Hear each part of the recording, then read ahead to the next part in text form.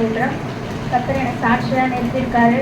First நான் உயிரோட இருக்கிறதே அவரோட பெரிய சாட்சி தான் நான். ஏன்னா அவ்வளோ ஒரு வாழ்க்கையில் எனக்கு என்னெல்லாம் பார்க்கக்கூடாதோ எல்லாத்தையும் நான் சின்ன வயசுலேயே ஸ்டார்ட் பண்ணி சின்ன வயசுலேயே முடிக்கிற மாதிரி இருந்தது என்னோடய வாழ்க்கை. ஆனால் அவர் கணவனால் கைவிடப்பட்ட நிலையில் கூட நான் நீ கைவிடப்படலை, நீ என்னால் கையேந்தப்பட்டிருக்க, நான் உன்னை மீட்டு கொண்டிருக்கேன், இனிமேல் உன் வாழ்க்கை என்னை கூட தான் இருக்கும்ன்ட்டு அங்கே இருக்கும் போதே என்னை அவ்வளோ ஒரு ஆவிக்குரிய ஒரு குரல் நமக்குள்ளேயே கேட்டுட்டு இருந்தது. நான் அப்போ கூட அது பெருசாக எடுத்துக்கல. உன்னை சுற்றி இருக்கிறவங்கள பற்றி உன்னை வெளிப்படுத்துவேன், உன்னை சுற்றி இருக்கவங்கள படுத்திப்பாரு. கர்த்ததாமே என்னை சுற்றி என்ன நடந்ததுன்ட்டு நான் எவ்வளோ ஏமாந்துருந்தேன், எவ்வளோ நான் துரோகப்பட்டிருக்கேன் அப்படின்ட்டு கர்த்தர் ஒவ்வொரு விஷயமா எனக்கு வெளிப்படுத்தினாரு. கிருபையாய் என்னை வெளிக்கொண்டு வந்தார். இந்த 2 வருஷத்துக்கு முன்னாடி என் வாழ்க்கை வேற மாதிரி இருந்தது. கர்த்தர் இந்த நாளைக்கு இப்போ நான் ஞானஸ்தானம் எடுத்து இந்த மாதிரி நான் ஒரு சபையில் சேர்ந்து நான் ஜெபிப்பேன், நான் பாட்டு பாடுவேன், நான் ஆவிக்குரிய வாழ்க்கையில் நான் வழிநடத்தப்படுவேன். நான் எதிர்பார்க்காத ஒரு விஷயம். ஆனால் நான் இது எல்லாமே எனக்கு வாஞ்சையாக இருந்த விஷயம். நான் பைபிள் தெரியாமல் படிச்சிருப்பேன். டிராப்பில் வச்சு மறைச்சு படிக்கிற நாட்கள் நிறைய இருந்தது. அந்த மாதிரியான நாட்களுக்கு கர்த்தர் எனக்கு விடுதலையாக எனக்கு ஒரு வாழ்க்கையை கொடுத்துருக்காரு. இந்த விடுதலை நாட்களில் எனக்கு ஸ்டார்டிங் ப்ரேயரே பண்ண தெரியாது.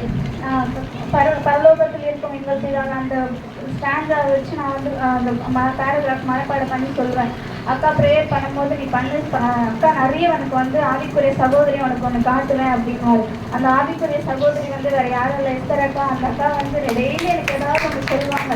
இப்போ தானே ஸ்டார்ட் பண்ணியிருக்கேன், போக போக சரியாயிடும், அப்போ தானே பண்ணுறேன், இது மாதிரி பண்ணு, இந்த மாதிரி பண்ண நிறைய சொல்லுவாங்க. அந்த மாதிரி அக்காவோட வார்த்தையை நான் கேட்க அக்கா எப்படி ஜாப் பண்ணலாங்கன்னு பார்த்தேன். அப்புறம் எனக்குள்ள இப்பப்பா நானும் இந்த மாதிரி ஜாப் பண்ணணும், நானும் இந்த மாதிரி பாட்டு பாடணும் நான் கேட்டு கர்த்தர் எனக்கு ஒவ்வொரு காரியத்தையும் நான் ஈஸியாக சொல்லிட்டேன். ஆனால் எனக்கு எவ்வளோ பார்த்து செய்யணுமோ ஏசப்பா எல்லாமே பார்த்து என் வாழ்க்கையில் செஞ்சார். பிள்ளைங்களுக்கும் செஞ்சார். என்னென்ன நாட்கள்லாம் பலவீனமாக நாட்கள் இருந்தது. அப்பாவுக்கு கூட 2 வாட்டி அட்டாக் வந்தது. அப்பா 3 இடத்துல ஸ்ட்ரென்த் வச்சாங்க. நான் அவ்வளோ கதறி அழுகும் போது கூட இந்த சபையில் இருக்கிறவங்க ஒவ்வொரு வாரம் ஒவ்வொருத்தரும் ப்ரேயர்னால தாங்கி அவருக்கு ஒரு நல்ல பரிபூர்ண சுகத்தை கொடுத்தாங்க. அவருக்கு நான் விசுவாசத்தில் பேர் கூட வச்சுட்டேன். ஜெகநாதன் அவர் பேர் பால் ஜெகநாதன்.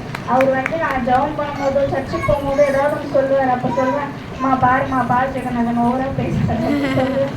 ஆனாலும் கர்த்தர் அவரை கூட்டிகிட்டு உட்கார வைப்பாரு. அதை நான் விசுவாசிக்கிறேன். இந்த ஜபத்தில் நிறைய நன்மைகள் நடந்தது. நான் அக்கா சொன்ன மாதிரி நான் எங்களுக்கு நன்மை நடந்ததோ இல்லையோ, மற்றவங்க நன்மை பெற்றதை பார்த்து நாங்கள் நிறைய சந்தோஷப்பட்டிருக்கோம். அக்கா பாருங்கக்கா, நாங்கள் நிறைய டிஸ்கஸ் பண்ணியிருக்கோங்க. இவங்க ஜபத்தில் வச்சுருக்காங்க, ஆனால் மறுநாளே சாட்சி சொல்கிறாங்க, அக்கா பெரிய அதிசயம்க்கா அப்படின்னு சொல்லிட்டு நாங்கள் பேசுவோம். அக்கா இந்த மாதிரி நீ வழி நடத்து, இந்த மாதிரி நான் இல்லாதப்போ இந்த மாதிரி ஒரு ஜாப் பண்ணுவோம் போது அவங்களுடைய இது குறிப்பு சொல்லுவாங்க. அது இந்த மாதிரி பண்ணி கிளிப்பிள்ளைக்கு சொல்கிற மாதிரி அக்கா ஒவ்வொரு விஷயத்தையும் எனக்கு சொல்லுவாங்க. அக்கா கேட்டுட்டு அந்த மாதிரி நான் சொன்னதுண்டு. அந்த மாதிரி எல்லாம் எனக்கு கிருபையாக என்னை பாதுகாத்திருக்காரு. நான் வழி நடத்தும்படிக்காய் கர்த்தரை நான் செஞ்சுருக்காருன்னா அது பெரிய சாட்சி. ஏன்னா எனக்கு ஒன்றுமே தெரியாது. என்ன அப்படி இருக்கும் போது எனக்கு பண்ணியிருக்காரு கர்த்தருக்கு கொடான்னு கொடி நன்றி. அது மாத்திரம் இல்லாமல் பிள்ளைக்கு 6 வந்தபோது கூட எதுவுமே நான் யோசிக்கல. இசப்பா நான் உங்கள் கரத்தில் இருக்கிறேன், நான் உங்கள் பிள்ளைக்கு எதுவும் ஆகக்கூடாது நான் மாத்திரம் கேட்டேன். அக்கா அந்த டைமில் கூட அக்கா ஜாப் பண்ணாங்க.